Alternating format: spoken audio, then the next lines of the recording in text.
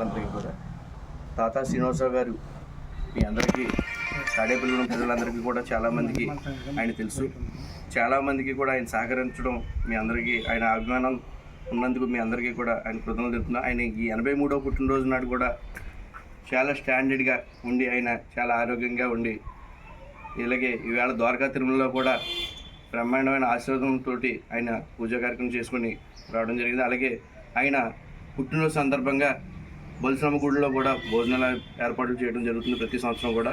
అలాగే ఓల్డేజ్ హోమ్లో కూడా, పడాల ఓల్డేజ్ హోమ్లో కూడా ప్రతి సంవత్సరం కూడా ఆయన భోజనాలు పెట్టించడం జరుగుతుంది ఆయన పుట్టినరోజు సందర్భంగా.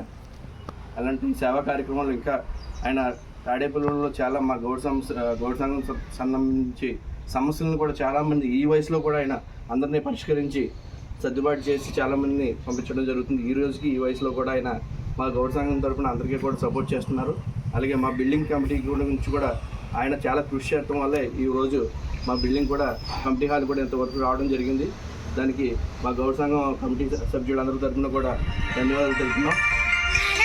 ఇలాంటి పుట్టినరోజులు మరెన్నో జరుపుకోవాలని, ఆయనకు ఆరోగ్యాలతో ఉండాలని ఆ దేవుని కోరుకుంటున్నాను.